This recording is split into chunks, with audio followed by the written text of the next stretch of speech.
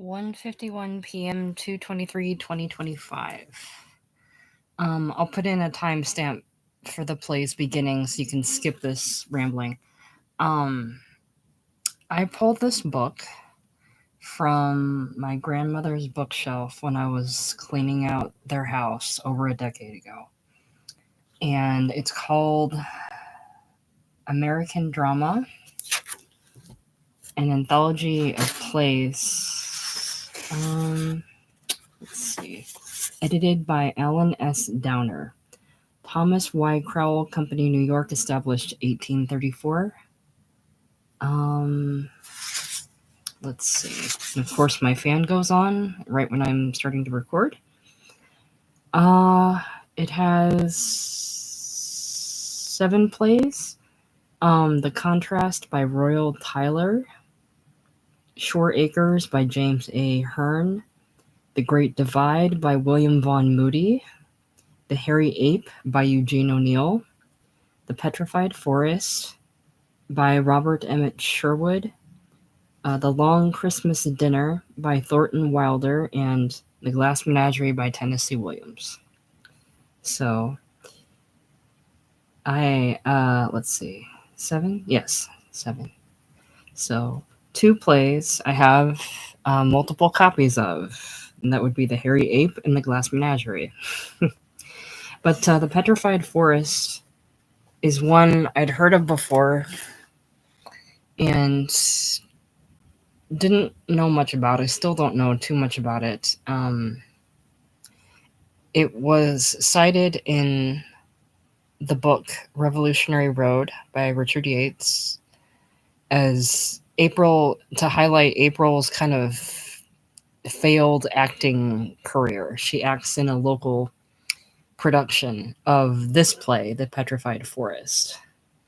And I think it takes place in like a bar out west, if I recall. Maybe I'm wrong, but I'm going to go ahead and read a little bit of a bio of the author, and then I'm going to either read the whole play in one go or break it up a little bit. But I'll try to put some timestamps, and I'm sorry about the fan. And the last time I read, the live kind of crapped out on me, so don't know if this will work, but let's give it a try. So Robert Emmet Sherwood, 1896 to 1955. Robert E. Sherwood, who moved from critic to playwright to screenwriter to presidential advisor, was born in New Rochelle, New York, in 1896. In 1917, he interrupted his college career at Harvard to join the Canadian Black Watch for service in the First World War, an early instance concern for non-literary affairs. After the war, he became first the motion picture critic of Vanity Fair, then of Life, the old humorous magazine where he remained to become editor-in-chief in 1927 to 1928. His first plays were comedies with slightly satiric overtones. The Road to Rome, 1927, dealing with the defeat of Hannibal, and The Queen's Husband, 1928, whose chief character was drawn from Queen Marie of Romania, then much in the headlines. Let me see if I can't get this fan down. Stop it, fan, while you do this. These were followed by several lesser pieces until, in Reunion in Vienna, 1931, he found the combination of comedy and social commentary that established his reputation. His later plays reflect very precisely the changing moods of the 30s as sensed by a liberal and intellectual mind. The Despair of the Petrified Forest, 1934, The Angry Irony of Idiot's Delight, 1936, The Rediscovery of a Foundation for Idealism in Abe Lincoln in Illinois, 1938. The Resolve to Act in There Shall Be No Night, 1940. The last 3 plays were awarded the Pulitzer Prize for the outstanding American drama of their seasons. As a screenwriter, his The Best Years of Their Lives, 1946, was given 7 Academy Awards.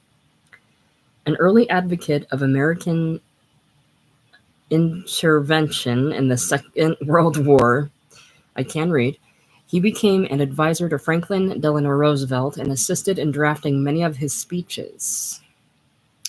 During the war, he was overseas director of the Office of War Information and later edited the papers of Roosevelt and Hopkins, for which he received the Pulitzer Award in History in 1949. Although he had been a founder and continuing member of the Playwrights Company since 1938, his own dramatic activities suffered from his non-theatrical concerns. He experimented unsuccessfully with television scriptwriting, revised for production Second Threshold, a posthumous play by Philip Berry, and at the time of his death was working on an original comedy, Small War on Murray Hill. Unlike many of his successful contemporaries, Sherwood was not an experimenter in dramatic technique. His importance is in the precision with which he reflects the moods and concerns of his time, yet always with the full concern of the artist, never with the deliberately limited vision of the journalist. The Petrified Forest, a play in 2 acts. Characters: Gramp Maple, Bose Hertzlinger, a telegraph lineman, another lineman, Jason Maple, Gabby Maple, Paula, Alan Squire, Herb, Mr. Chisholm, Mrs. Chisholm, Joseph Jackie, Duke Manty, Ruby, Piles, Legion Commander, another Legionnaire, Sheriff, a deputy, another deputy. Act 1. The scene of the entire play is the lunchroom of the Black Mesa Filling Station and barbecue on the desert in eastern Arizona. There is an atmosphere about the place of strenuous, if not hearty welcome. At the upper right are double doors, with glass panels leading out to a covered porch. Off to the right, barely visible through these doors, are the red pumps of the filling station. Downstage left is a door leading to the bedrooms of the Maple family, who own this establishment. Upstage left is a swinging door leading to the kitchen. Upstage is a lunch counter with cash register, ketchup bottles, paper napkins, toothpicks, chewing gum, and a lifesaver rack, cigars, cigarettes, etc. In the right wall are wide windows, through which may be seen the porch, and beyond it, the desert purpling in the sunset. At the left is a stove with a high-backed rocking chair beside it. There are 3 small square tables, downstage left, downstage right, and center. There are 3 chairs at each table. At the right, along the wall, is a wooden bench. The walls are of phony adobe. The window and door trimmings are painted a dark burnt red. Above the windows is a sign with the words Black Mesa Barbecue, worked in rustic letters. This formerly hung outside but was replaced by a neon sign, the green gleam of which will be evident later on when darkness descends. The walls are decorated with advertisements of rye whiskey, gas and oil, the NRA, the TVA, the Red Cross, the American Legion, the Santa Fe RR, Apache beer, etc. On the wall is a framed photograph of General Pershing, and below it an old service flag with 1 star. Prominently displayed is a crudely lettered sign that shouts, "Tipping is American, is un-American." Okay, one more time. "Tipping is un-American. Keep your change." Okay. At the table downstage right are 2 telegraph linemen eating hamburger and drinking coffee. Both are young. The first is thin and explosive in speech. The second, beefy and calm.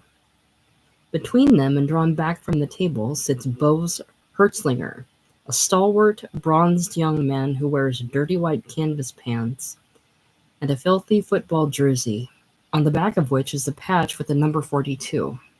He is lighting a cigarette. At left in the rocking chair sits Grant Maple, an old, old man. His eyes are watery and his vision blurred. His skin is like leather that has been dried by a lifetime under the desert sun and worn thin by constant rough usage. He holds a tattered pink copy of the Denver Post. But he is paying more attention to the talk of the linemen than to the screaming headlines. First lineman swallowing. Certainly it's a revolution. And that's exactly what we got to come to, whether a lot of old fluffs back east like it or not. Second lineman. Yeah? And when it comes, how are you going to? First lineman. When it comes, we're going to finally get some of that equality they talked about in the Declaration of Independence. Second lineman. Equality? Hell. It's slavery. And how will you like that? First lineman. What have we got now, I'd like to know? Do you call this freedom? He stows more food onto his nimble mouth. Bose. Listen to me, kid. In school, we had to read up a lot on that cockeyed system they got in Russia. And I'm here to tell you that if you were living over there, you wouldn't be able to call your soul your own. First lineman. And how do I know I've got a soul? Bose. You're alive, aren't you? First lineman. Well, sure, I'm alive. I got a heart. I can hear it beating. I got a stomach. I can hear it growling. I got blood. I can see it when I stick myself with one of them goddamn splinters. But where's this soul that everybody hollers about? Bose. It's in your tongue, I guess. He winks broadly at second lineman. Car is heard stopping off at right. First lineman. Yeah, and maybe they got it locked up in the safe at the Postal Telegraph Company along with the rest of their doubtful assets. Jason Maple has come in from upper right. He is a dull, defeated man of about 40, solemn, bespectacled, paunchy. He wears a gray alpaca cap and a gray suit. In his lapel is an American Legion button. Jason, to Bose. Lady wants 5 gallons. Get going. Bose. Okay, boss. He pinches out the coal of his cigarette and places the butt behind his ear. Jason. And you better keep on the alert out there so his customers don't have to wait. See? Bose. Okay, boss. He goes out. First lineman laughs. First lineman. And there's the guy who's here to tell me that in Russia you can't even call your soul your own. Jason. You fellers want pie? His attitude toward first lineman is not conspicuously amiable. Second lineman. Yeah. First lineman. And another cup of coffee. Jason picks up their cups and goes to door at left. Rugged individualism. Every man for himself. That's the kind of liberty we've been getting. Jason. Through door at the left. A couple of pies. He goes to coffee boiler on counter to refill the 2 cups. Second lineman. What are you complaining about? You're eating.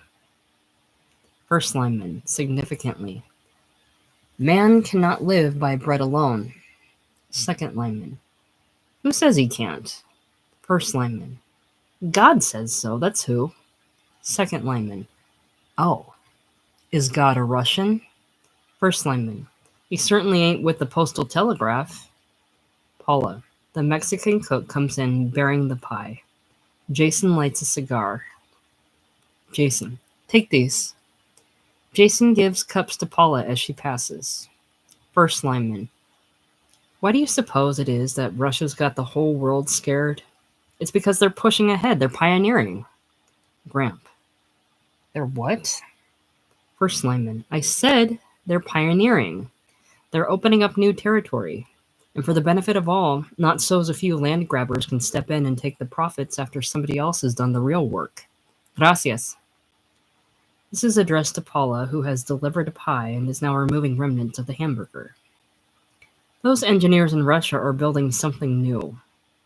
That's where they've got it on us. We ain't building, we're repairing. Just like you and me.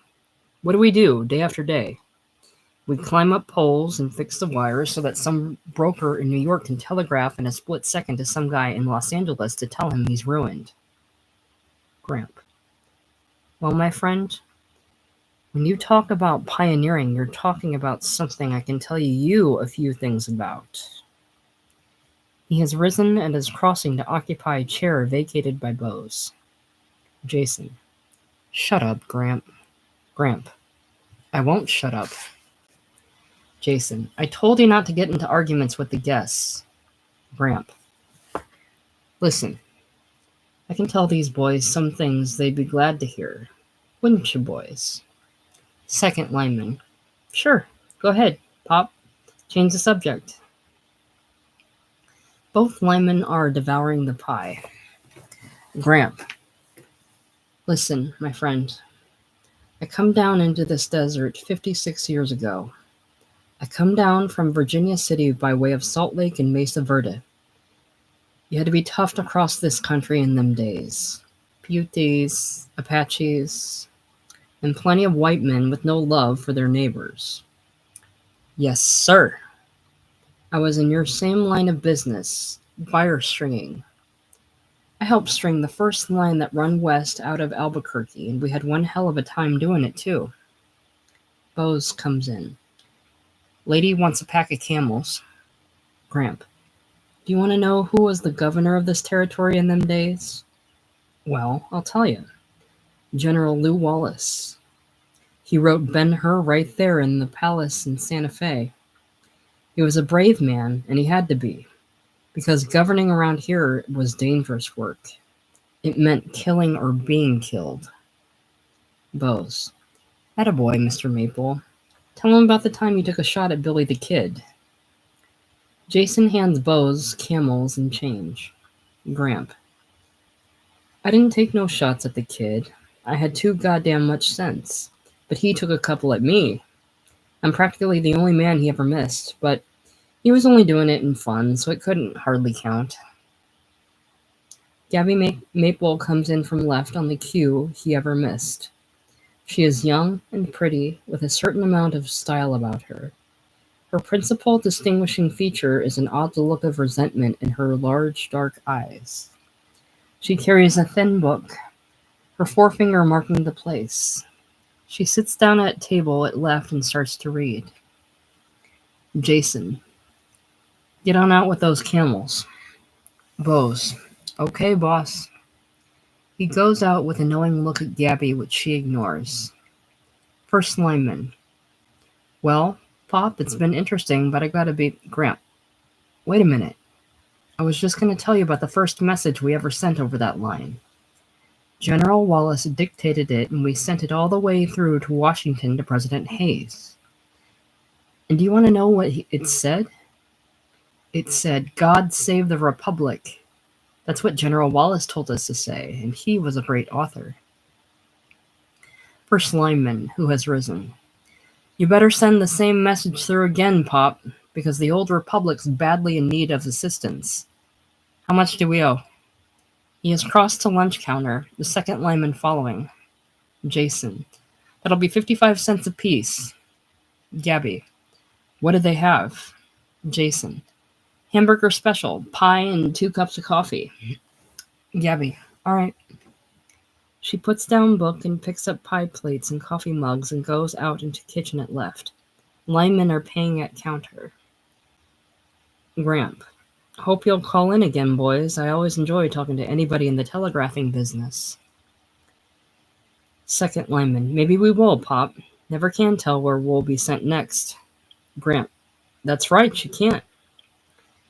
Jason, as he shoves change across the counter. There's just one remark I'd like to pass to you, brother. Just watch out how you talk about the United States of America. First Lineman. What do you mean? Jason. I mean simply this. Belittling our system of government, preaching revolution and destruction, and the red propaganda. Well, it isn't a very healthy occupation, that's all. Gramp. I thought you said not to argue with the guests. Jason. I'm only telling you, brother, for the sake of your own good. First Lineman. So it's unhealthy, eh? How do you think this government was started if it wasn't by revolution? Second Lineman. Come on, Nick. We gotta get going. First Lineman. Wait till he answers my question. Jason. The American Revolution was fought to establish law and order, but the object of your dirty red propaganda is to destroy it. First Lineman. And how much law and order have we got? Did you read about that massacre yesterday in Oklahoma City? What kind of law and order is that? Second Lineman. Listen, Nick. I got a dame waiting up for me in Gallup and that Jason. If some of you Bolsheviks would quit preaching disrespect for law, it wouldn't be possible for criminals to... First Lineman. Yeah? Do you want to know something? They don't have crime in Russia. And why? Because they've abolished the cause of crime. They've abolished greed. And I'll tell you something else. Second Lineman. I'm going. He starts out. Jason. You got your eats, and there's your change. Now kindly get out. First Lineman, pocketing his change. Okay, Mr. Tinhorn Patriot. I only hope I'm around here when it happens. I want to see you when you've joined the mob and started waving the red flag. He turns and starts out. Gramp. Bye, boys. First Lineman. Goodbye, Pop. Lineman go out. Gramp. You never should get into arguments with a boy like that, Jason. You only make a fool out of yourself. Jason, back a counter. I'm sorry I didn't get his name so as I could report him. Gramp. You tend to your own business, son, and stop fussing about other... Jason with surprising vehemence. My own business? That's a fine thing to say to me. What business have I got? A miserable little service station on the edge of nowheres. Gramp. It's a living, ain't it? Jason. A living, yes, just barely, but it's one hell of a life for a man that ought to be getting someplace in the world. Gramp. Maybe it's all you're good for. Jason. I know. That's what you think. It's what you've always thought since I was a boy. What chance have I ever had to prove what I can do? Gramp. You had a war, didn't you? Biggest war yet. Jason. Yes. Do you think I failed in that because I didn't come home with a lot of medals and some German scalps hanging on my belt? Well, they didn't hand out medals to us soldiers that drove trucks, even if we did get right up into the danger zone and time and again. Gramp. All right, son, all right. You could have enlisted in the infantry if you had a mind to. Jason, hotly. I enlisted in the branch of the service where my knowledge of mechanics could do the most good to my country. And I've still got that knowledge, and you know damned well it's your fault I didn't get more scope for using it. He has come out from behind counter. Gramp. My fault? Jason. That's what I said. Hanging on to this place when you can sell it for good money. Gramp. I don't have to sell if I don't want to. Jason. Dana Trimble's renewed his offer. $7,000, and I know I can get him up to 9, maybe 10. Gramp. What makes him think this property's worth that much? Jason. He knows perfectly well they're going to make this an interstate highway and run the bus route to El Paso through here. Gramp.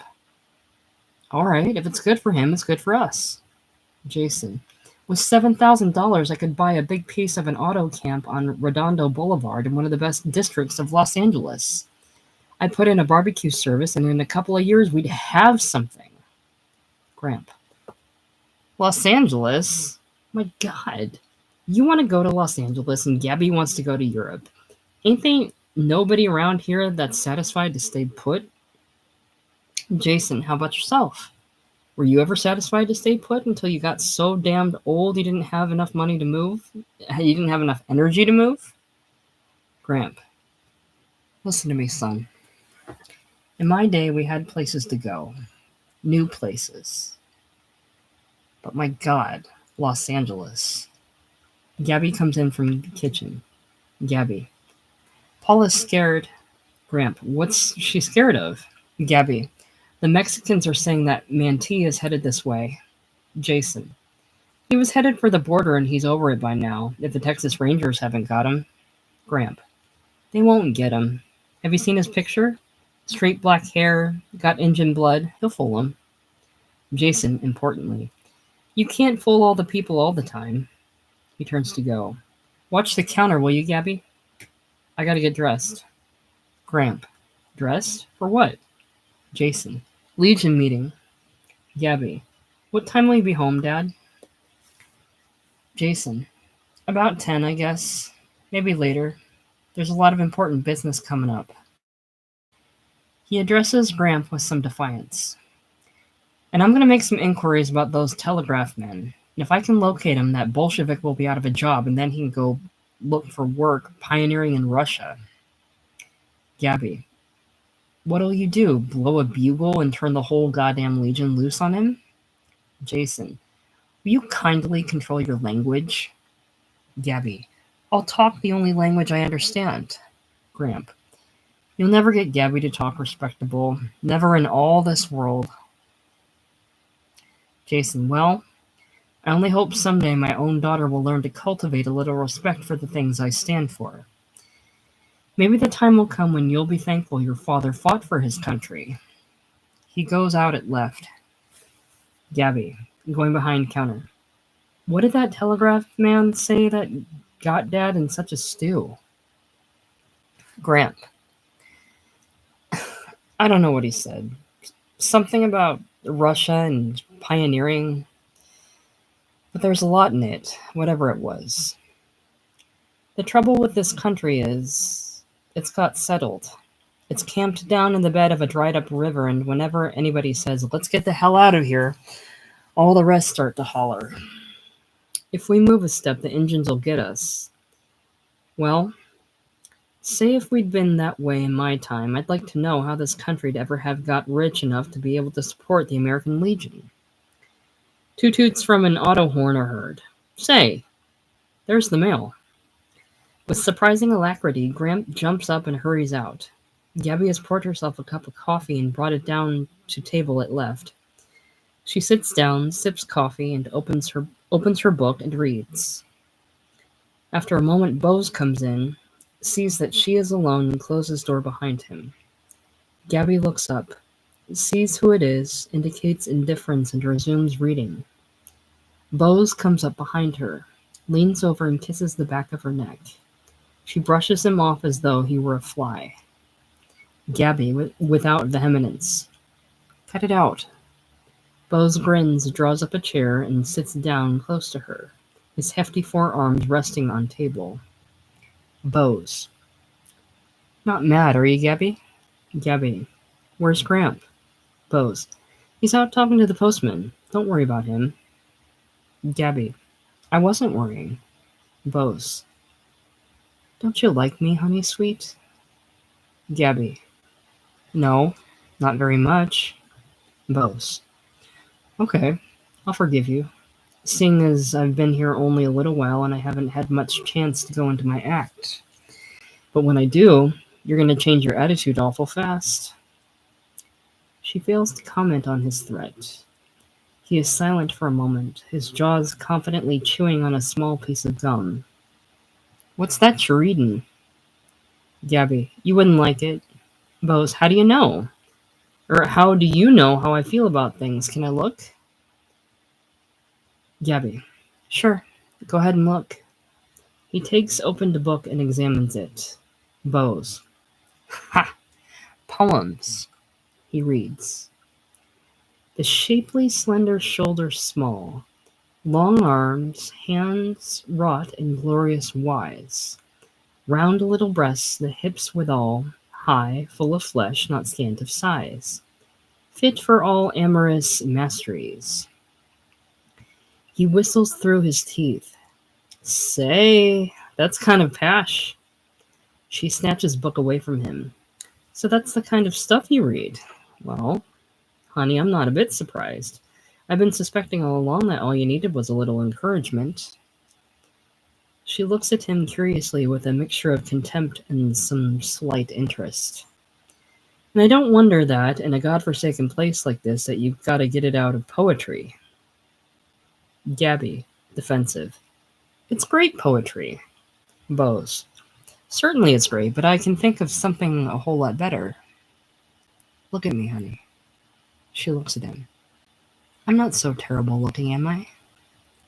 Gabby. Why do you wear that locket around your neck? Bose, laughing. Locket? Gabby. It makes you look like a sissy. Bose. I've been waiting for you to notice that. That was my father's watch chain. My mother gave it to me when I graduated. I'd like you to know my mother. She lives in Grants Pass, Oregon, and she could tell you some pretty nice things about me. But wait till you see what's on the end.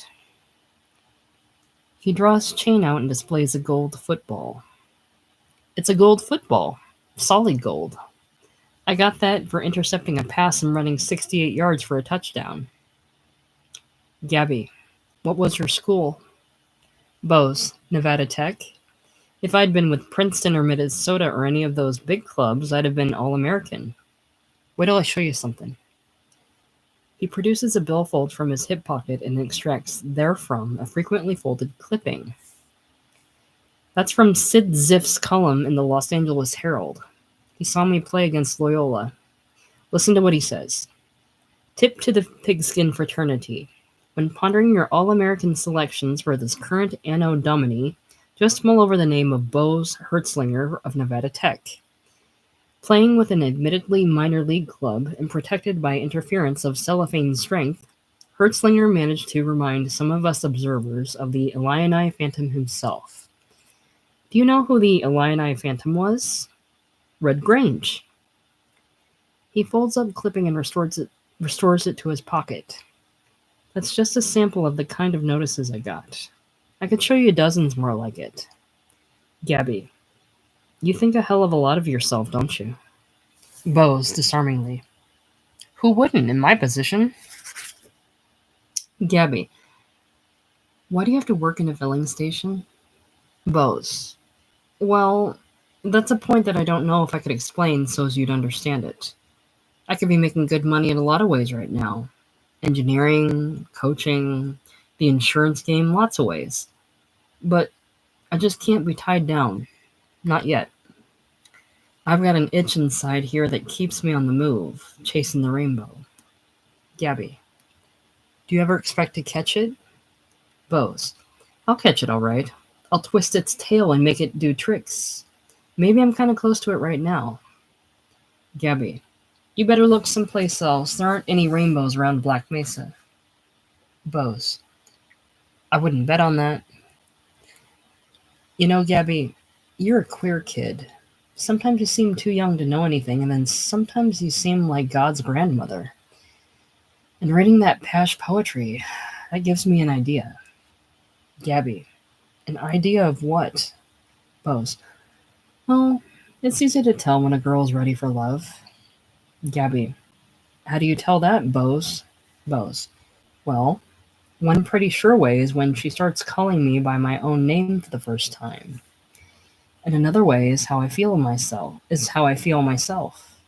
It takes two to make a radio program, you know. The one that's sending and the one that's receiving. And when I'm with a girl that's cute and appealing with big soft eyes, well, I can feel sort of electric waves running all through me. And I can be pretty sure she's doing some broadcasting whether she knows it or not. Gabby, have you got a program coming in now? Bose, listen. It's like the hottest torch song that ever was sung. Can't you kind of hear it, honey? She looks away from him but says nothing. He reaches out and takes hold of her hand, entwining his fingers with hers. You can call me a sap if you want to, Gabby, but I guess I'm falling in love with you. I'm getting so I want you more than is good for me. Gabby, looking at him levelly. Have you ever been in love before? Bose, scornfully. No. Gabby, have you ever said you were? Bose, sure, plenty of times. Gabby, did they believe you? Bose, amused. Certainly they did, and I'll tell you why. It's because they were all dumb. That's just where you're different. I couldn't fool you, Gabby. Gabby, I'm smart, am I? Bose, too smart. For most men. You'd catch on to them. That's what I want. Because the more you see into me, the better you're going to like me. With his free hand, he takes hold of her chin. Gabby, you'd better look out if you want to hold on to your job. Dad might come in and he doesn't like to have the help making passes at me. Bose, that wouldn't bother me, honey sweet. There are plenty more jobs for anyone with the ambition I've got. But there ain't plenty more girls like you. He leans over and kisses her. You're going to love me, Gabby. You're going to love me a lot. Gabby, look out! There's someone... Bose, unconcerned. We'll talk about it some more later. Alan Squire has appeared in doorway, and seeing that he has interrupted some amour, has paused to give them time to break. He is a thin, wan, vague man of about 35. He wears a brown felt hat, brown tweed coat, and gray flannel trousers, which came originally but much too long ago from the best Savile Row tailors. He is shabby and dusty, but there is about him a sort of afterglow of elegance. There is something about him, and it is impossible in a stage direction to say just what it is, that brings to mind the ugly word condemned. He carries a heavy walking stick, and a rucksack is slung over his shoulders. He is diffident in manner, ultra-polite and soft-spoken. His accent is that of an anglicized American. Squire, good evening. Bose, cordially, good evening. What can we do for you? Squire, can I order something to eat? Bose, why certainly. Miss Maple will take care of you. While Squire is taking off his rucksack and hat and putting them on a bench at right, Bose turns to Gabby and speaks in a low tone. Your father going into town? Gabby, yes. She is taking a menu card to table at center. Bose, significantly. Okay. He goes out. Gabby, will you sit down here, sir? Squire, thanks. He sits. She hands him menu card. Gabby, driven far? Squire, I've been walking. Gabby, do you live around here? Squire, no. My last host of the road reached his own ranch about 10 miles back and didn't ask me in. I had to continue on foot. It's wonderful what progress you can make just by doing this. He jerks his thumb and looks at menu. Today's special, just... What is a barbecue? Gabby, well, here it's hamburger sandwich with vegetables on the side. It's always today's special, but it's pretty good. Squire, I want it, but first I'd like some of that cream of corn soup and some beer.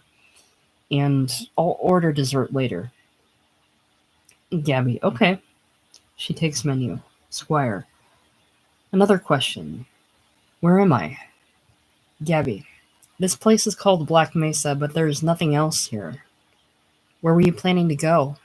Squire, my plans have been uncertain. Gabby, you mean you were just bumming along? Squire, call it gypsying. I had a vague idea that I'd like to see the Pacific Ocean, and perhaps drown in it. But that depends. Gabby, where'd you come from? Squire, quite a long way, Miss Maple. Is that the name? Gabby, smiling. Yes, that's it. Are you English? Squire, no. You might call me an American once removed, but if you don't mind. Gabby, the soup will be right in. The washroom's through there on your left, if you want it. She indicates a door at left. Squire, thank you. Gabby goes out at left. Squire rises. He sees Book of Verse, picks it up, and looks at it wonderingly. The door at left opens and Jason comes out, resplendent in the uniform of his Legion post. It is horizon blue with white Sam Brown belt and pistol holster. Squire looks at Jason with amazement. Jason. Good evening. Squire. Good evening. Jason. Anyone take your order? Squire. Yes, a charming young lady. Jason. That's my daughter. He says this with a note of warning as much as to add, and don't try to get fresh. Jason crosses the cash register, punches the no sale, and extracts $5 silver from the till. He then reaches under counter, takes out a revolver and breaks it to make sure it's loaded, and rubs it with a cloth. Squire has one more puzzled look at him, then goes out at left. Gramp comes in from upper right, bearing a fresh copy of the Denver Post. Gramp, at end of counter. I was just talking to Roy Greeley, and he says in town they're all certain that Manti outfit is headed here. Look, they got the whole story here in the Post. Oklahoma City massacre. 6 killed, 4 wounded, 2 not expected to live. Jason glances at paper. The sheriff's got all his deputies out patrolling the roads. They think there's sure going to be some killing around here. Jason, well, if there is, we can't trust that sheriff to do a damn thing. We'll turn out the Legion. Gramp, you would? Jason, certainly. That's what we're there for. He thrusts revolver and holster of his Sam Brown belt, goes to kitchen door and calls through it. Gabby. Gabby's voice. Yes? Jason, I'm leaving now, and I took $5. If anything delays me getting back, I'll phone. Gabby's voice. Okay. Jason, don't forget to light the neon sign when it gets dark. Gabby's voice. I won't. He shuts kitchen door and crosses up front of counter. Gramp.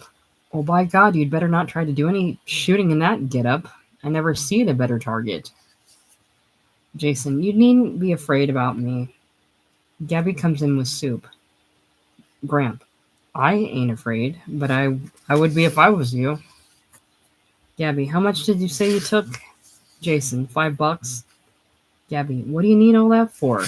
Jason, just in case of emergency. He decides to resent all this interference. By God, between the two of you, you'd think I wasn't fit to be trusted with money or ideas or anything. But I'm here to tell you, both of you. Gabby, putting soup on table. What, Dad? Jason, oh, never mind. He goes out. Gabby goes to counter, opens a bottle of beer, and takes it to center table. Gramp, while she is about this. It's too bad they didn't wear a uniform like that when they fit the Germans. None of them have come home. Who's that food for? Gabby, customer. He's in the washroom, I guess. Gramp. Is it that young feller that walked in with a little pack on his back? He goes to his rocking chair at left. Gabby. Yes, that's the one. Gramp. Looked to me like one of them things you see up around house. He sits down. Hey, Gabby, how about letting your poor, weary old grandfather have a little drink now? Gabby. No. Gramp. Aw, come on. I ain't got so long to live. Squire comes in from left. Gabby. You can have one before you go to bed, and that's all. She goes out through kitchen door. Gramp. Your soup's waiting for you, my friend. Squire. Thank you. Gramp. Looks good, too. Squire. Yes, it looks fine. Squire sits down and starts to eat ravenously. Gramp decides that the Denver Post will serve as a conversation opener. He crosses to Squire's table. Gramp. Like to see a picture of that Duke Manti? He holds out newspaper. Squire looks at clamorous headlines. Squire. My God. 6 killed. Did he do all that? Gramp. Him and his friends did when they sprung him from the law. Fine lot of sheriffs they must have there in Oklahoma City, letting themselves get knocked over right out in front of the courthouse. Squire still eating. He doesn't look very vicious, does he? Gramp, sitting down. Well, I'll tell you. You can't tell a killer from his picture except by his chin. That's a funny thing about a killer. Always holds his chin in. Ever notice that? Squire buttering some bread. I don't think I've ever seen a killer. Gramp. I have. Plenty of them. Ever hear of Billy the Kid? Squire. Yes, indeed. Gramp. I knowed him well down in the Pecos country. Proudly. He took a couple of shots at me once. Squire. I congratulate you on still being with us. Gramp. Well, it was kind of dark, and he'd had a few, and besides, I don't think he really meant to do me any real harm. Just wanted to scare the pants off me. Squire. Did he do it? Gramp. Nah. I see he was just having some fun, so I said to him, Kid, you're drunk. And he said, What makes you think that? He was always soft-spoken, and I said, Because you missed me. Well, sir, he had to laugh. You're kind of hungry, aren't you? Squire, yes. You can just go so long without food. Gramp, been having some bad luck? Squire, yes. Gramp, well, no disgrace in that these days. What line of work you in? Squire, none just now. I have been at times a writer. Gramp, a writer, eh? That's a funny thing. Squire, laughing silently. Yes, it is. Gramp, I knew the greatest writer that ever lived. Sam Clemens. Ever hear of him? Squire, trying hard to think. Let me see. Gramp, well, did you ever hear of Mark Twain? Squire, oh yes. Gramp, same feller. Squire, really? Gabby comes in with today's special, which she puts on table. Gramp, yes, sir. I knew him when he was a boy up in Virginia City. He was writing comical pieces for the paper there, the Enterprise, and he was the best goddamn liar I ever seed. And I've seed plenty. He used to say he did his writing on the principle that his readers wanted everything but the truth. So that's what he give 'em. Gabby is on the way out. Are you a famous writer? At kitchen door, Gabby turns to look at Squire, then goes out. Squire, no. Gramp, maybe you're just modest. What's your name? Squire, Alan Squire. Gramp, well, maybe you are famous for all I'd know. I don't get to do much reading outside of the headlines. Eyes have gone back on me, but when I was your age, I could hit a running jackrabbit at 50 paces. Gabby, coming back in. Your supper's ready, Gramp. Gramp, and I'm ready for it. Got me hungry watching him eat. He has risen. Pleased to have met you, Mr. Squire. Squire, pleased to have met you, sir. Gramp, yes, sir, thank you, sir. He goes out. Gabby, like the soup? Squire, from the heart. It was glorious. Gabby, want some coffee? Squire, will it mix with the beer? Gabby, oh sure, coffee'll mix with anything. She goes to counter to get his coffee. Squire, that's a charming old gentleman. Your grandfather? Gabby, yes. Squire, he told me he'd been missed by Billy the Kid. Gabby, he tells everybody that. Poor Gramp. You get terribly sick of him after a while. She has brought down coffee. Did I hear him say you're a writer? Squire, humbly. Yes.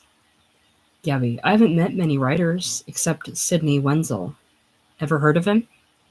Squire, that's not Mark Twain, is it? Gabby, no. Sidney Wenzel, he's with Warner Brothers. He stopped here once when he was driving out to the coast. He said I ought to go to Hollywood and to be sure and look him up, but what the hell, they never mean it. Squire, no, they never mean a thing. She has picked up her book and started to go. Please don't go. She pauses and turns. Gabby, something else you want? We got pie and layer cake. Squire, no, I'd like to talk to you. Please sit down. Gabby, all right. She sits down across from him at center table. Squire eats rapidly, mechanically during the subsequent dialogue, stowing food away as he talks and listens. Squire, I suppose you want to go into the movies? Gabby, scornfully. God, no. Squire, but I thought every beautiful girl had her heart set on Hollywood. Gabby, that's just it. It's too common. I want to go to Bourges. She fails Borges. She fails to soften the G.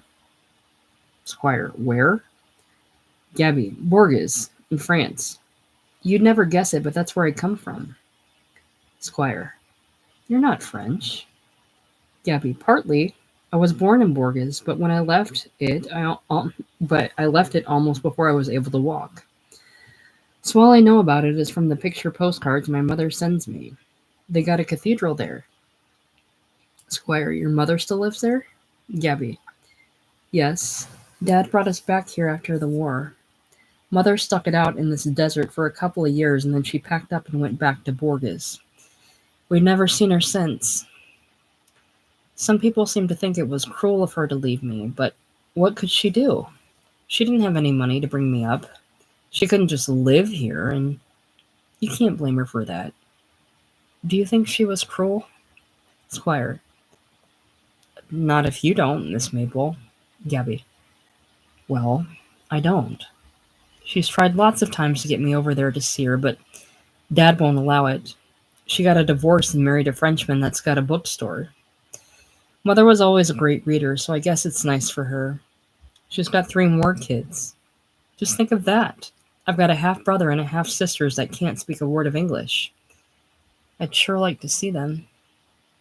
Squire, can you speak French? Only what you learn in high school.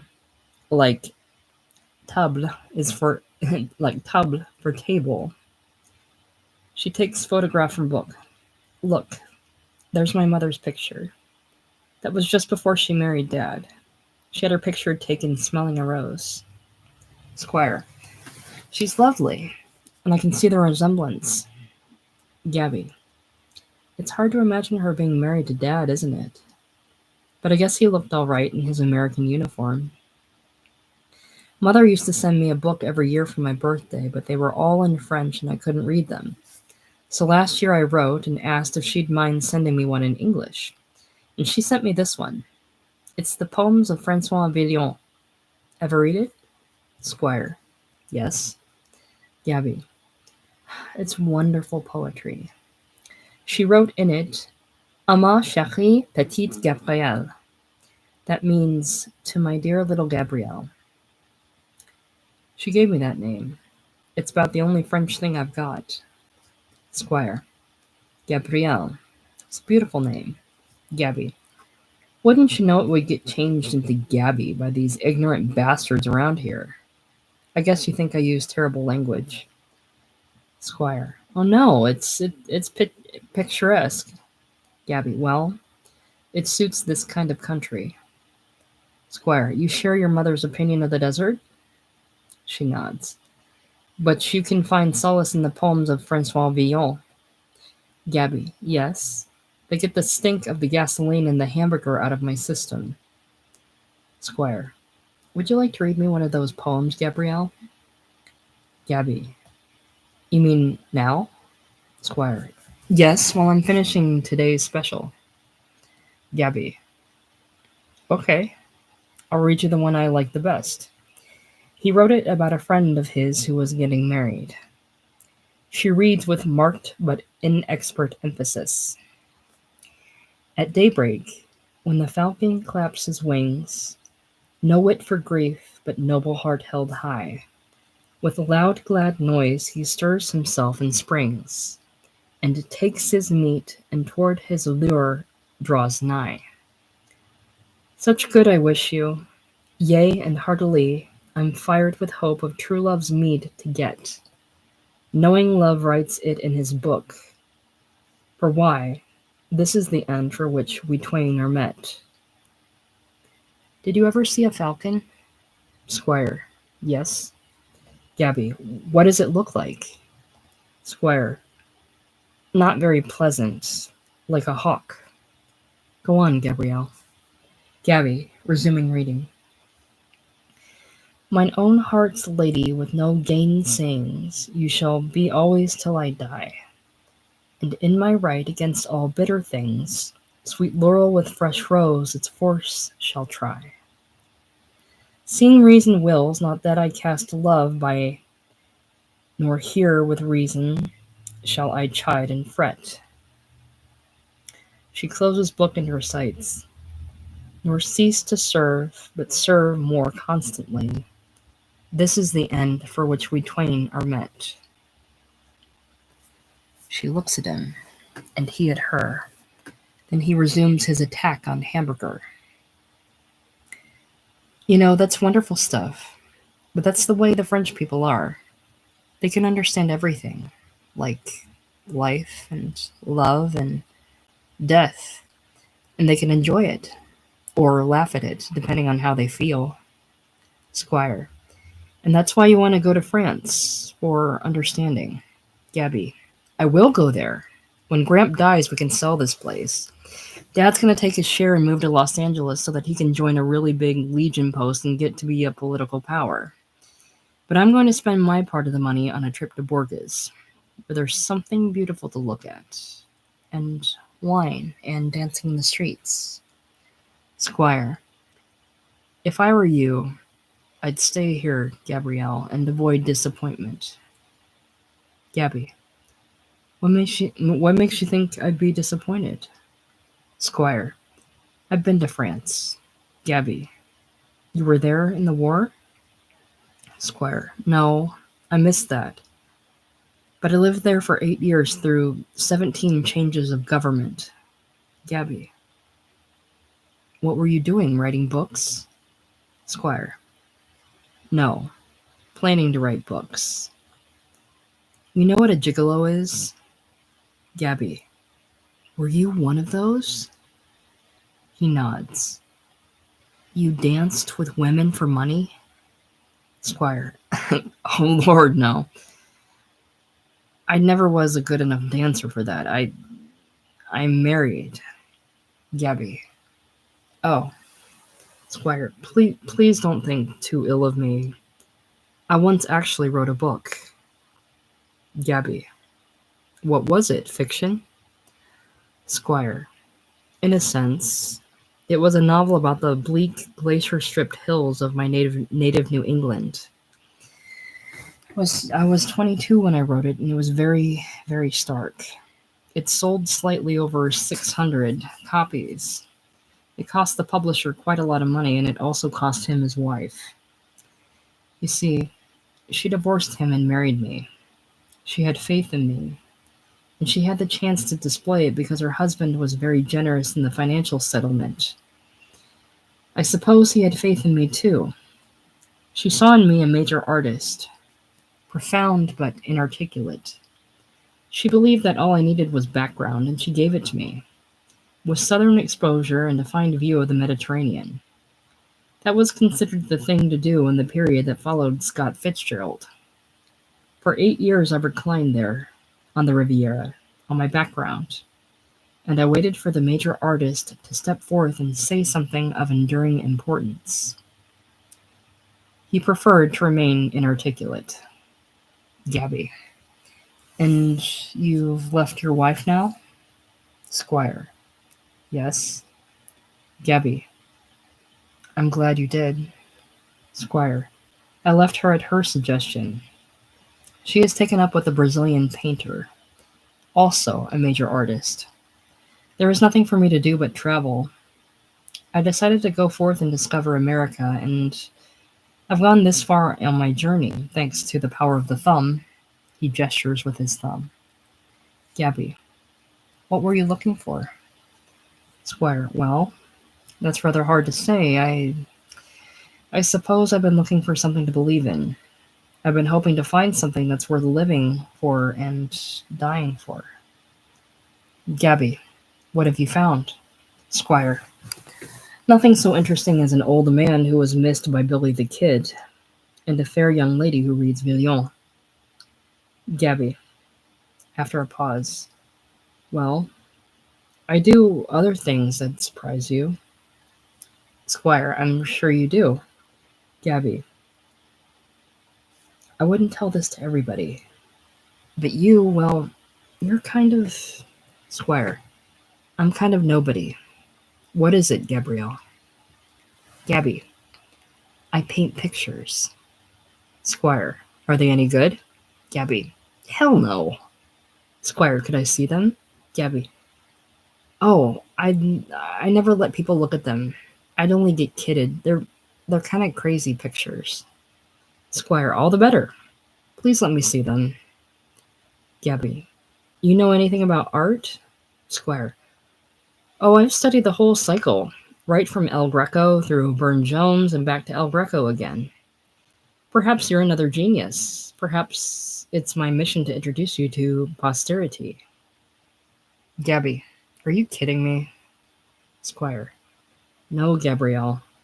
I've never kidded anybody outside of myself. The voice of Herb, the cowboy, is heard off stage. Gabby. All right, but you gotta promise not to tell anybody. Squire. My word of honor for all it's worth. Gabby goes out. Herb's voice. Sure, Bose, I know you've got all the inside dope, but I'll bet you 4 bits he flattens himself inside of 5 rounds. Bose. 4 bits to what? Herb. No, I ain't giving you no odds. Bose. All right. Herb. All right. Herb has come in during this cheerful challenge. He wears a big black hat, gray shirt, and blue overalls, and carries a gunny sack. Genially to Squire. How do you do? Squire, still eating. Good evening. Herb, where's Gab? Squire, she'll be back in a moment. Herb is crossed to counter. Herb, they sure give you a good meal here, don't they? Squire, superb. Herb, well, I'll tell you, Jason Maple's got a natural-born gift for hotel keeping, and by God, I think Gabby's better at it than he is. The only trouble with them is they ain't got no hotel. He has to laugh at that. Squire, yes, that does restrict the full play of their talents. Gabby comes in with a sheaf of watercolor paintings of comparatively small size but of virulent color. Herb. Hi, Gab. Gabby. Hi, Herb. Nervously, she puts pictures face down on table by Squire. She cautions him with a look not to display them to Herb. But during subsequent dialogue, Squire peeks at them with a certain amount of neck-stroking bewilderment. Herb. Gabby. Sure. Herb. How much she asking for it? Gabby. $1.50 a bottle? Herb. Holy cow. Well, give us a bottle and a half of dozen bottles of beer. Gabby. You fellers gonna get drunk tonight? She has gone to counter to fill order. Herb, leaning on counter. By God, that's the way it looks. Sheriff called up the old man and asked if we could be spared for patrolling the roads, and the old man says, sure. And the sheriff says he'll come out and swear us in, but he ain't come yet. So we got a poker game started up the road a piece, and thought we might as well have something to go along with it. Gabby. There you are, Herb. That'll be $2.30. Herb. All I got's $2. He tenders it. Will you trust me for the 30 cents? Gabby. I'll take back 2 bottles of beer. That'll make it even. Herb, as he dumps bottles into gunny sack. Gosh. Liquor sure is getting expensive these days. Well, I guess we got enough here, seeing as there's only 3 of us. Gabby. How you gonna play poker if you haven't got any more money? Herb. Oh, we got a book. So long, Gabby. Gabby. So long, Herb. He goes out. Gabby rings up the $2 in cash register and comes down. She is eager to know how Squire feels about her paintings, but she is trying desperately hard to be offhand about it. They're terrible, aren't they? Squire is now examining pictures with rapt attention. Squire. I don't know. Is this a portrait of someone? Gabby. That's Paula, our Mexican cook. She's the only one I know ever tried to do that junk. It isn't much of a likeness. Squire. I'm sure it wasn't intended to be. He picks up another picture. Certainly no critic could condemn you for being photographic. Gabby. This is the one I like best. Squire looks at it. I wanted to show how the storm clouds look when they roll down from the mountains. Squire. What made you paint in this strange manner? Gabby, it's just the way I feel. Squire, you're a product of the ultimate French school, all right. Gabby, pleased. You think so? Squire, these are somewhat in the doofy manner, and yet a lot less conventional. Gabby, but are they any good? Squire, I tell you, Gabrielle, I can't say. I'm tremendously impressed and also bewildered. Gabby, I'll bet I could improve if I could get to France. You know, they've got some of the finest art schools in the world there. And they've got beautiful things to paint, too. Flowers and castles and rivers. But here in this desert, it's just the same thing over and over again. Squire, don't you realize there are probably thousands of artists in France today who are saying, I'd find a really big theme for my canvas if only I could get out to Arizona. Gabby, I know. A lot of people come out here and go crazy about the desert. They say it's full of mystery and it's haunted and all that. Well, maybe it is. But there's something in me that makes me want something different. Squire, looking at her. I know there's something in you. I wish I could figure out what it is. Gabby, listen, you've been in France. What are they like there? Squire, well, it's rather difficult to render a sweeping judgment. Gabby, I've always imagined that they must all be like Villon, gay, reckless, poetic. Squire, no, I shouldn't call them any of those things, especially not reckless. Gabby, but they're always having a good time, aren't they? Squire, not invariably. Gabby, maybe I know them better than you do, because it's in my blood. Sometimes I can feel as though I were sparkling all over. And I don't care what happens. I want to go out and do something that's absolutely crazy and marvelous. But then the American part of me speaks up and spoils everything. It makes me go to work and figure out a lot of dull accounts. So many pounds of coffee, so many frankfurters, so many rolls. Squire, you keep the accounts correctly? Gabby, if I didn't, this place would be bankrupt. Squire, then that's the French part of you. The sparkle must be 100% American. Would you like to marry a Frenchman? Gabby, I don't want to marry anybody. I always want to be free. Squire, how about that stalwart youth out there in the football jersey? Gabby, what makes you think I'd take any notice of him? Squire, well, when I came in here, Gabby, oh sure, he was kissing me. That's nothing. Squire, perhaps, but there's always the chance of development. Gabby, he's trying to make me, that's all he wants. Squire, do you think he'll succeed? Gabby, I haven't decided yet. It would be experience, and that's what I need. Do you think I ought to give in? Squire, don't ask me, Gabrielle. Let your French blood guide you. It's infallible in matters like that. Gabby, but you ought to know something. You've seen a lot, and you've written a book, and you've been married. Squire, I don't know anything. You see, the trouble with me is I belong to a vanishing race. I'm one of the intellectuals.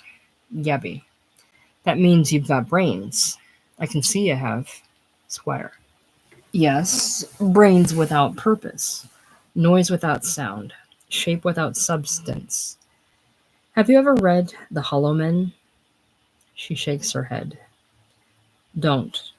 It's discouraging, because it's true. It refers to the intellectuals who thought they'd conquered nature. They dammed it up and used its waters to irrigate the wastelands. They built streamlined monstrosities to penetrate its resistance. They wrapped it up in cellophane and sold it to drugstores. They were so certain they had it subdued, and now, do you realize what it is that's causing world chaos? Gabby, no. Squire, well, I'm probably the only living person who can tell you. It's nature hitting back. Not with the old weapons, floods, plagues, holocausts. We can neutralize them. She's fighting back with strange instruments called neuroses. She's deliberately afflicting mankind with the jitters. Nature is proving that she can't be beaten, not by the likes of us. She's taking the world away from the intellectuals and giving it back to the apes. Forgive me, Gabrielle, I can't tell you what a luxury it is to have someone to talk to. But don't listen to me. I was born in 1901, the year Victoria died. I was just too late for the Great War and too soon for the Revolution. You're a war baby. You may be an entirely different species for all I know. You can easily be one of nature's own children and therefore able to understand her and laugh at her, or enjoy her depending on how you feel. You're the only one who can say whether or not you should yield to the ardors of number 42 out there. He finishes his glass of beer. That beer is excellent. Gabby. It's made in Phoenix. She is looking at him intently. You know, you talk like a goddamn fool. Squire. I know it. He is taking out the last of his cigarettes. Gabby. No wonder your wife kicked you out. And no wonder she fell for you in the first place. He pauses in act of lighting his cigarette. Squire. That sounds alarmingly like a compliment. Gabby. It is a compliment. What did you say your name was? Squire. Alan Squire. I've been calling you Gabrielle, so you'd better... Gabby. Where are you going from here, Alan? Squire. That depends on where this road leads. Gabby. It leads to the Petrified Forest. Squire. What's that? Gabby. Oh, just a lot of dead old trees in the desert that have turned to stone. Squire. The Petrified Forest. A suitable haven for me. Perhaps that's what I'm destined for, to make an interesting fossil for future study. Homo semi-americanus, a specimen of the in-between age. Gabby. I was just thinking, I'd like to go to France with you. He looks at her sharply, then looks sharply away. Squire. Oh no, Gabrielle. I could never retrace my footsteps. Gabby. You mean you haven't enough money? Squire. Even that is an understatement. Gabby. I haven't enough either, yet. But I can do this as well as you can. She gestures with her thumb. Squire. We'd reach a point on the Atlantic coast where even that gesture would be unavailing. Gabby. You know, Ellen, there's something about you that's very appealing. Squire. Appealing? Yes, that's been my downfall. It was that very quality which led me into the gigolo trade. Gabby. Why wouldn't you like to be a gigolo for me? Squire. For one very good reason. You couldn't afford it. Gabby. But I will be able to afford it. Squire. On your share of this property? He shakes his head. Gabby. Listen. I've got more than that coming to me. Do you know how much Grandpa's got salted away in the bank in Santa Fe? $22,000. He had every cent of it in gold and silver in the safety vaults. Why, we didn't even know about it until the government passed a law against hoarding and they printed his name in the papers. It's in Liberty bonds now, and it's all willed to me. I guess we could travel pretty far on that, couldn't we? Squire. Too far. Gabby. We could go to France, and you'd show me everything. All the cathedrals and the art, and explain everything. And you wouldn't even have to marry me, Ellen. We'd just live in sin and have one hell of a time. Squire. That's a startling proposal, Gabrielle. I hadn't expected to receive anything like that in this desert. Gabby. We'd have to wait. Maybe years, but I could have hired and give you the job tending the gas station. Squire. You think you'd like to have me for a companion? Gabby. I know I would. And I don't make mistakes. You're no ape-man, Alan. But you're lovable. Squire. Lovable. Next grade below appealing. Gabby.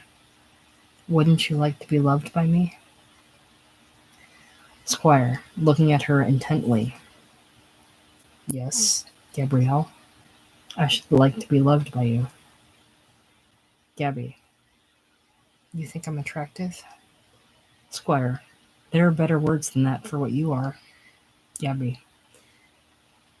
Then why don't we at least make a start at it? You haven't got anything else to do. Squire, smiling.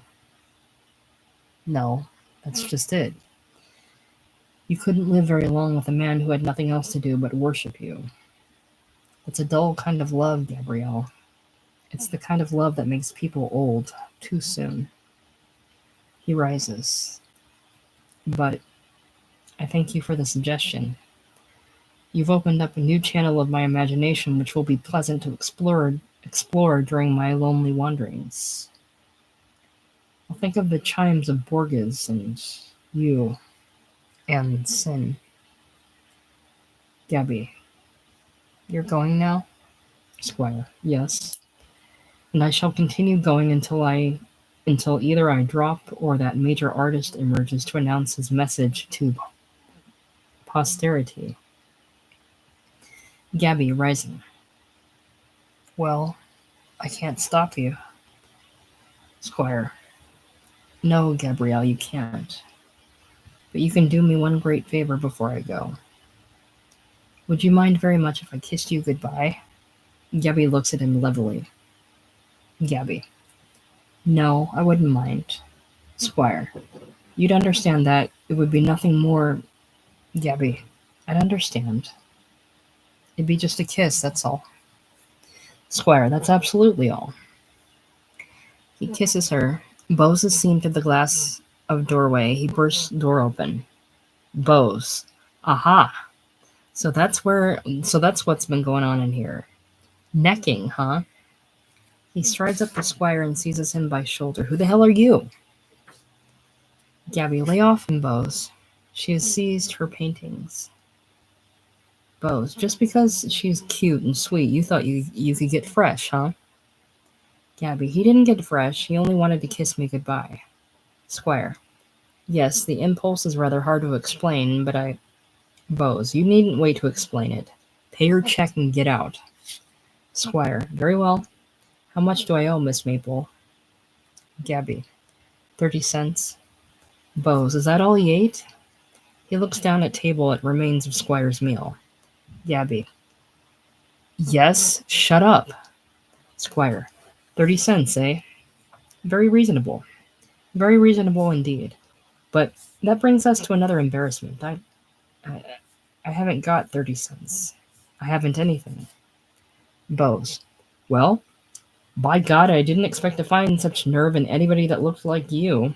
What are you going to do about it? Squire, I haven't the remotest. Bose, what have you got in your pack there? Squire, shirt, underwear, socks, toothbrush, passport, an insurance policy, and a copy of Modern Man in Search of a Soul by Dr. Young. Bose, you thought you could pay with a kiss, did you? He seizes Squire again. The car is heard stopping. Thought if you brought a little romance into her poor, starved life, the check would be forgotten, did you? Gabby, take your hands off him, Bose. Go on, Alan, beat it. Squire, I'll go. Bose, I'll just give you a little head start. He has Squire by the collar and is about to propel him out the door when Mr. and Mrs. Chisholm come in. Mr. Chisholm was about 45. Thin, dry, sharp, persnickety, with pince-nez eyeglasses. Pince-nez eyeglasses. Mrs. Chisholm is about 10 years younger, rather attractive, rather chic, very world-weary. The Chisholms belong to the topmost layer of society in Dayton, Ohio. Mrs. Chisholm, in an undertone to Gabby. Where's the ladies' room, please? Gabby, this way, madam. She directs Mrs. Chisholm to the door at left and points off. That door there, on your left. Mrs. Chisholm, thank you. Joseph, the Chisholm's chauffeur, appears in doorway. He is short, elegant, wears a neat uniform and yellow glasses. Joseph. We want 15 gallons and a quart of oil. Bose. Be right with you. In an undertone to Squire. You ready to leave? Squire. Just a moment, my rucksack. Gabby. Get on the job, Bose. She goes up to lunch counter and hides her paintings. Bose mutters something unpleasant to Squire and goes out. Squire is putting on his rucksack. Chisholm. What kind of cigars have you? Gabby. Admiration, White Owl, and Texas Dandies. Chisholm. How much are the Texas Dandies? Gabby. 3 for a dime. Chisholm. Let me have an Admiration. Gabby. Offering him the box. Come far? Chisholm. Selecting one. Yes. We've driven from Dayton, Ohio. We're on our way out to Santa Barbara for winter. As he pays for cigar, we lost a great deal of time today as I wanted Mrs. Chisholm to see the Gila cliff dwellings. She was rather disappointed. How far is it to the Phoenix Biltmore? Gabby. It's a good 200 miles from here. She hands him his change. Chisholm, consulting his watch. I imagine we can make it by midnight. Gabby. You'll have to step. What kind of car are you driving? Chisholm, lighting cigar. Duesenberg? Squire. Goodbye, Miss Maple. Gabby. Just a minute, Alan. She turns again to Chisholm. Excuse me, sir. Chisholm. What? Gabby. Would you have room in your car for another party? Squire signals to her not to bother. Chisholm. Suspicious. Who is it? Gabby. This friend of mine, Mr. Squire. He's on his way to the coast, and he hasn't got a car just now. He's an author. Chisholm to Squire. Have you any luggage? Squire. Just this, sir, on my back. Chisholm looks him over, goes to open door and calls Joseph. Chisholm. Where'd you come from? Squire. From Saint-Tropez. That's on the Riviera. Joseph comes in. Chisholm. I know where it is. Do you think it's all right to give this man a lift to Phoenix? Joseph subjects Squire to extremely critical inspection. Squire. You've been there? Chisholm. Yes. Joseph taps Squire all over for concealed weapons. Squire. It's a lovely spot, Saint-Tropez. Chisholm, without enthusiasm. Yes. Joseph. I guess he's all right, Mr. Chisholm. Chisholm. Very well. Joseph touches his cap and goes out. Glad to have you with us. Squire. Thank you very much, Mr. Chisholm. Gabby punches no sale key and takes out a silver dollar. Squire crosses to her. And thank you, Miss Maple. I'll remember your kindness. Gabby. I forgot to give you your change. She offers him the dollar. Squire. Oh no, I wanted you to keep that. Gabby, pointing to a sign. Tipping is un-American and we don't allow it. Here, take it. Squire. I can't very well pretend that I don't need. Gabby. Perhaps Mr. Chisholm will take you all the way to the coast. When you get there, send me a postcard with a view of the Pacific Ocean. I like pictures of the sea. She has forced coin into his hand. Mrs. Chisholm emerges. Chisholm. This is Mr. Gabby. Squire. Chisholm. Mr. Squire, darling. We're giving him a lift as far as the Phoenix Biltmore. Mrs. Chisholm frowns. It's all right. Joseph went over him. Squire. How do you do, Mrs. Chisholm? Mrs. Chisholm. How do you do? Are we ready to start? She crosses toward door. Chisholm. Just been waiting for you. Come along, Mr. Squire. The Chisholms have gone out. Squire. I suppose I'll never see you again. Gabby. No. That's the way it is in a gas station. They come and they go. Squire. But somehow or other I'll repay that dollar. God knows when. Gabby. Perhaps we'll run into each other someday in Borges. The horn of the Duesenberg is heard summoning shrilly. Squire. Goodbye, Gabrielle. Gabby, shaking hands. Goodbye, Ellen. He goes out. After a moment, she comes down and picks up the poems of Francois Villon.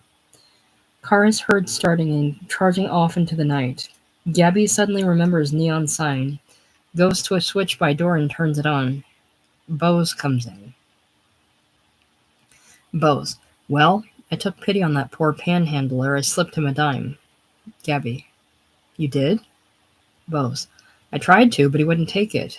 He said, I don't deserve your kindness, and handed it back. It's a funny thing about a guy like that. He'll hold you up for a meal and think nothing of it, but when it comes to taking money, they suddenly discover they've got some pride. Gabby. I appreciate that very much, Bose. Bose. Appreciate what, honey? Gabby. You're wanting to help him. That was very kind. Bose. Why, say, you talk as if you were nuts about him. Gabby. I'm not nuts about him, but now and then you see somebody that's just a natural object of charity. Bose, pleased. Well, if you appreciate it so much, how about being a little nice to me for a change? He goes to her and takes hold of her arms. Gabby. I'd like to be nice to you. I'd like to be nice to everybody. Bose. You can be, Gabby. Listen, how about us taking a little walk around the mesa? It's warm out and the moon's just coming up. How about it, sweetheart? Gabby. But supposing a car came along wanting something? Bose.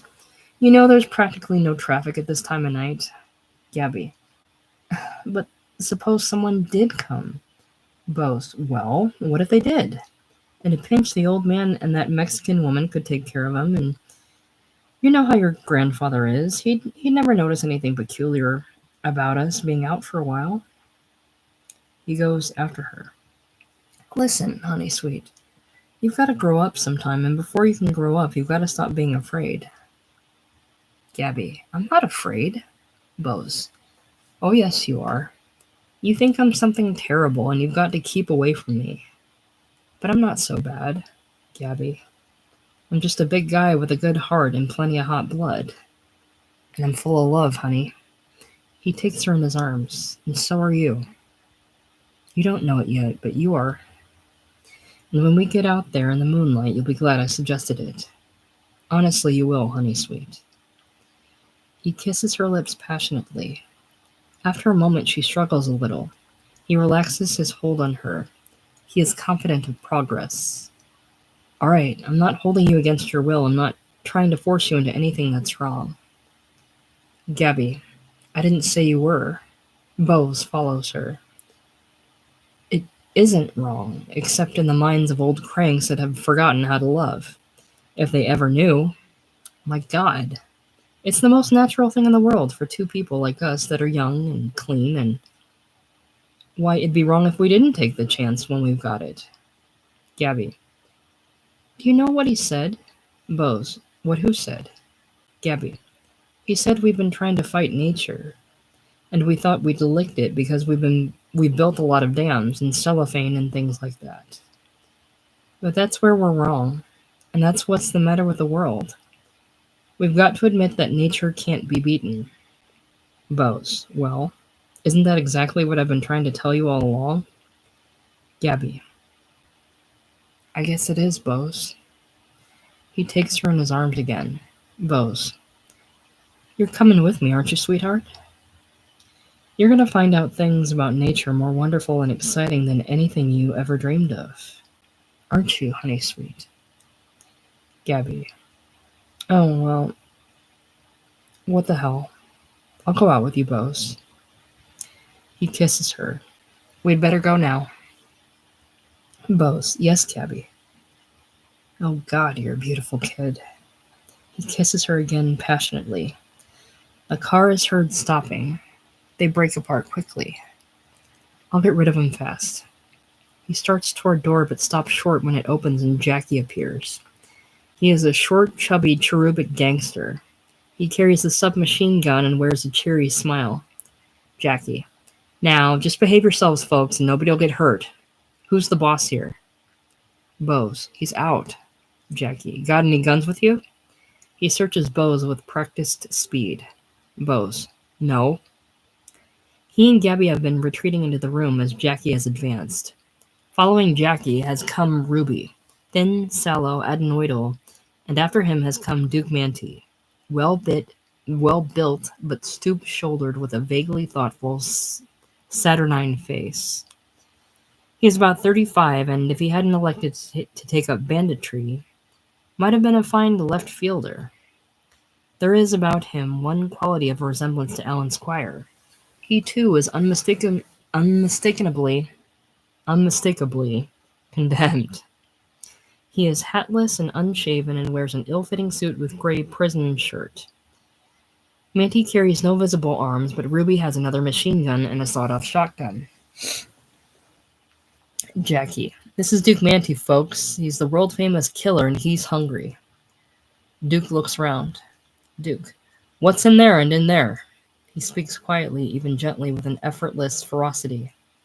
Gabby. That's the kitchen, and there's our bedrooms. Duke. You two married? Gabby. No. He just works here. Jackie. Anybody else in? Bose. Only one man and Gabby. My grandfather's in there and the cook. There's nobody in there. Duke. Bring him in, Jackie. Jackie. Okay, Duke. He goes out at upper left. Duke goes to the front door and calls out. Duke. Hey, Piles. Piles' voice is heard to reply. Yeah, boss? Back that car into the shadow and stay with it. Piles' voice. Do I get to eat? Duke. You'll eat. Duke goes to table downstage right and takes his coat off, revealing a harness over his waistcoat with 2 revolvers and holsters under either armpit. He folds his coat neatly and lays it on bench, then turns to Ruby. Hey, Ruby, pull that table over here. Ruby, let's see. Ruby moves table to right as directed. Bose lowers his hands. Keep him up. The hands go up promptly. Ruby picks up his machine gun. Take a look around in there. Ruby, how long do we stay here? Duke, until they get here. Ruby, you're going to wait for that blonde? Duke, get out. Ruby, okay. He goes out at lower left. Duke, you sit down there. Bose sits down as directed at center table. What have you got to eat, sister? Gabby produces menu card. Duke addresses Bose. Football player, eh? Bose, yes. And you better not let me get close enough to take a sock at you. Duke, unconcerned. I used to be quite a fan. What's your school? Bose, Nevada Tech. Duke, never heard of it. Gramp and Paula the cook come in from kitchen, followed by Jackie. Paula, don't shoot me, mister. Don't kill me, mister. In the name of the Holy Mother of God, don't kill me, mister. Jackie prods her with machine gun. She screams lustily. Jackie, quiet, Pepita, quiet. We aren't going to do you any harm. In a ludicrously soothing voice, all we're going to do is ask you to cook something. You wouldn't mind that, would you, Pepita? Paula, no, mister, I swear to God, I cook anything. You just tell me. Jackie, all right, Pepita. We got that settled. Gramp, staring admiringly at Duke. So you're Manty, are you? You're the killer. Duke. Would you mind sitting down over there, Pop?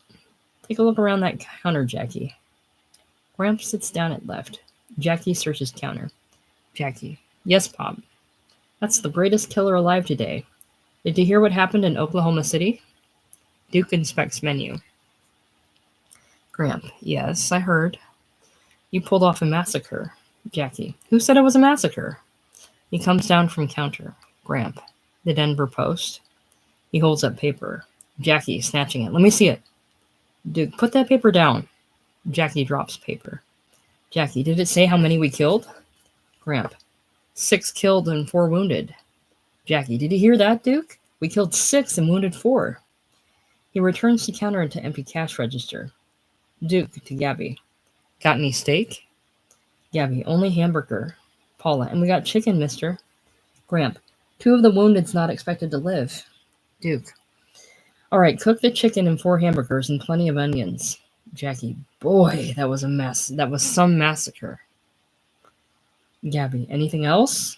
Ruby comes in from lower left. Ruby. Nobody in there, boss. There's a good window at the end of the hall with a 4-foot drop to the ground right by where the car is. Duke. Take a look around outside.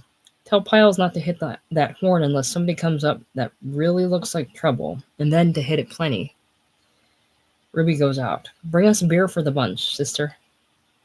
He addresses Bose and Gramp. You fellers like to join us? Bose. I never touch it. Gramp. I guess I'll have whiskey.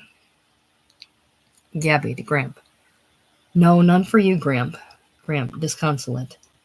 She says I can't have even a little one. Duke, let him have it, sister. Jackie, sure, he can only be young once. Paula, can I begin cooking now, mister? Duke, yeah. Go with her, Jackie.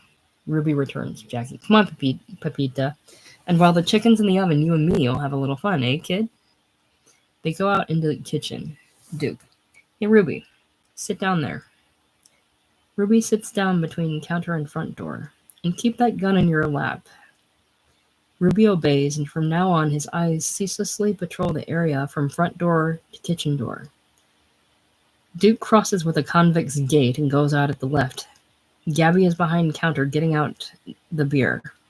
Gramp rises and starts to cross his rocking chair. Ruby, sit down. Gramp, sitting down hastily. You needn't think I'm scared of you. I've known real killers in my time, and they knew how to make a six-shooter act like a machine gun. Did he ever hear of fanning? Ruby, no. Gramp, well, you'd file down the trigger catch so that the hammer worked free, and then you'd fan it like this. He points his forefinger at Ruby and wiggles his thumb. Wild Bill Hickok once knocked over 5 men that way. They was lined up at a bar, and Squire comes in, hatless and breathless. Gabby is in center of stage with a tray of bottles and glasses of beer. Gabby. Alan, what'd you come back for? Squire panting, there are some bandits around here. Bose. Yeah, so we heard. Squire, they cut in ahead of us about a mile down the road and made us stop and get out. And then they got into Mr. Chisholm's car and drove off. They said we could take their car, but they left it locked. They were terrible-looking cutthroats with a lot of guns and ammunition. He addresses Bose. Could you come with me back there and see if you can unlock that? Duke comes in from left. Gabby, look out, Alan. Squire turns around and sees Duke. Then he looks around and sees Ruby, who has raised his machine gun. Squire, lamely, oh, so we meet again. Duke, sit down, pal. Down there. Squire, why thanks, I'd be delighted to. Duke, wait a minute. He takes the rucksack from Squire, who then sits down opposite Bose at center table. Gramp, proudly. That's a Duke Manty. We were looking at his picture, remember? Squire, yes, I remember. Duke goes to extreme right and sits down, his back to the wall. Duke, join us in a glass of beer? Squire, why, thank you, but might I have some whiskey instead? Duke, certainly. Give him a drink, sister. And how about turning on the radio? Gabby puts a bottle and a glass before Squire. He pours himself a stiff one. Gramp, what did I tell you? Look at that chin. He's a killer, all right. Bose, he's a gangster and a rat. Squire, shh. Gramp, he ain't a gangster. He's a real old-time desperado. Gangsters is foreigners. He's an American, and if the sheriffs find out he's here, we'll see some real killing, won't we? Gabby turns on radio. Soft, sticky music emerges. Duke, the cops ain't likely to catch up with us. Not tonight. So we can all be quiet and peaceable and have a few beers together and listen to the music and not make any wrong moves, because I may as well tell you folks, old Ruby there with the machine gun, he's pretty nervous and jumpy, and he's got the itch between his fingers. So let's everybody stay where they are. Squire, let there be killing all evening long. I've had a feeling of destiny closing in. To Duke, do you believe in astrology? Duke, I couldn't say, pal. Squire, I don't normally, but just now as I was walking along that road, I began to feel the enchantment of the desert. I looked up at the sky, and the stars seemed to be reproving me, mocking me. They were pointing the way to that gleaming sign and saying, there's the end of your tether. You thought you could escape it and skip off to the Phoenix Biltmore, but we know better. That's what the stars told me, and perhaps they know that carnage is imminent, and that I'm due to be among the fallen. It's a fascinating thought. Duke, let's skip it. He lifts his glass. Here's happy days. Gramp. Yes, sir. It sure is pleasant to have a killer around here again. Squire. Yes, it's pleasant to be back again among the living. He raises his glass. Hey. He drinks. Curtain.